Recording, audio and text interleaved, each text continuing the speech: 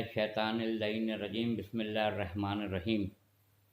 اور یہ شب عید غدیر ہے، اور غدیر کے موقع پہ بیان نہ جاری کیا جائے تو یہ ناانصافی ہوگی۔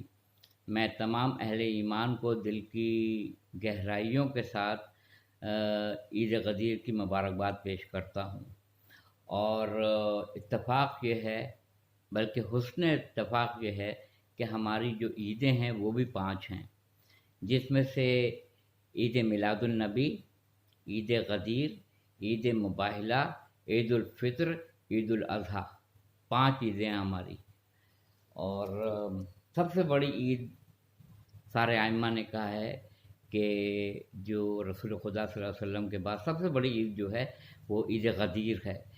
جب حجۃ الوداع سے رسول خدا صلی اللہ علیہ وآلہ وسلم، تاریخ کہتی ہے، یا 1,25,000 یا 1.5 لاکھ کے قریب اصحاب واپس پلٹ رہے تھے، تو خم کے میدان میں آپ رکے اور آپ نے لوگوں سے، اپنے اصحاب سے کہا کہ ممبر لے کے آؤ۔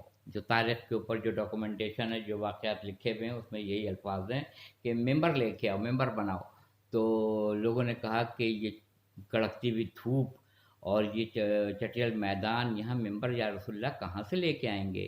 تو آپ نے کہا کہ یہ جو پالان شتر یعنی آپ لوگ سب جانتے ہیں کہ جو اونٹ کے اوپر جو کجاوا ہوتا ہے لکڑی کا، جس کے اوپر بیٹھا جاتا ہے، اس کو اتارو اور ایک کے اوپر ایک رکھتے چلے جاؤ۔ تو یوں سارے اصحاب نے ایک کے اوپر ایک وہ کجاوے رکھے جو لکڑی کے ہوتے ہیں، اور اس کا ممبر بنایا گیا، اور مولا کائنات علی بن ابی طالب علیہ السلام کا شانہ تھام کے اوپر لے کے گئے، اور سب سے پوچھا، کیا میں اولا بالتصرف نہیں ہوں؟ کیا میں تمہارے نفسوں کے اوپر حاکمیت نہیں رکھتا ہوں؟ میرا تصرف نہیں ہے؟ سب نے کہا بے شک آپ رکھتے ہیں۔ آپ نے کہا کیا میں تم لوگوں کا مولا اور آقا نہیں ہوں؟ مولا، اب آپ مولا کے جتنے بھی معنی نکالنا چاہیں نکالیں، مگر رسول خدا نے یہ سب سے اقرار کروا لیا کہ بے شک آپ ہمارے مولا ہیں، آپ ہمارے مولا ہیں۔ اور کہا کہ ایک قول کہا اور ایک اشارہ کر کے کہا۔ جب ہم قرآن صامت کے لیے پڑھتے ہیں کہ بسم اللہ الرحمن الرحیم الف لام میم ذالک الکتاب لا ریب فیہ، حالانکہ یہ قرآن ہاتھ میں ہوتا ہے، حاضہ نہیں کہا، مگر قرآن صامت کے لیے کہا ذالک الکتاب لا ریب فیہ، یہ وہ کتاب ہے، وہ جو لوح محفوظ میں ہے، اس میں کوئی شک نہیں۔ مگر جب قرآن ناطق کو، بولتے ہوئے قرآن کو رسول خدا نے اصحاب کے سامنے دکھایا، تو ایک جملہ مطلب قول کا ہوا، اور باقی اشارہ حاضہ کہہ کے کہا آپ نے، من کن تو مولا ہو وحاذہ علی مولا، من کن تو مولا ہو وحاذہ علی مولا، میں جس کا مولا ہوں، میں جس کا مولا ہوں، اس کے یہ علی ابن ابی طالب علیہ السلام مولا ہیں۔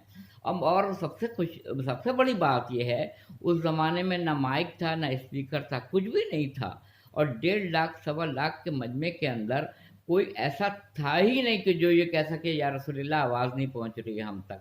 سب سے بڑا معجزہ تو یہی تھا کہ پالان شتر کے اوپر رسول خدا گئے علی مرتضیٰ کو لے کے۔ دوسرا معجزہ یہ تھا کہ ہر شخص کے کانوں میں وہ آواز جا رہی تھی جو رسول اللہ صلی اللہ علیہ وسلم کہہ رہے تھے، اور وہ اشارہ کر کے جو دکھا رہے تھے مولا کائنات کو، وہ سب نے اپنی آنکھوں سے دیکھا تھا اور کانوں سے قول بھی سنا تھا۔ اور آپ نے یہ پیغام دیا کہ جو آنے والے وقتوں میں یہ موجود رہے، تو اپنے آنے والی نسلوں تک، نسلاً بعد نسلاً، اس پیغام کو پہنچاتا جائے، اس کو پہنچاتا جائے۔ ایک میں آخری آیت آپ کو بتاؤں گا، 30واں پارہ، اور اس کا ایک مشہور و معروف سورہ علم نشرہ، اس کا آخری جو آیت ہے اس کا آپ پڑھ لیجیے گا۔ جب آپ فارغ ہو جائیں تو مقرر کر دیں۔ جب آپ فنصب نصب کرنے سے ہوتا ہے، مقرر کرنے سے، جیسے علم نصب ہوتا ہے، مقرر کیا جاتا ہے، فنصب کا لفظ ہے۔ فائدہ فرغت جو لفظ نکلا ہے وہ فارغ سے نکلا ہے۔ جب آپ فارغ ہو جائیں یعنی کار رسالت سے، تو آپ مقرر کر دیں، نامنیٹ کر دیں، مقرر کر دیں۔ تو آپ نے اوپر جا کے اشارہ کیا اور کہا غدیر خم کے میدان میں کہ کڑکتی ہوئی دھوپ کے اندر، من کن تو مولا ہو فحاذہ علی مولا، میں جس کا مولا ہوں، اس کے یہ علی ابن ابی طالب مولا ہیں۔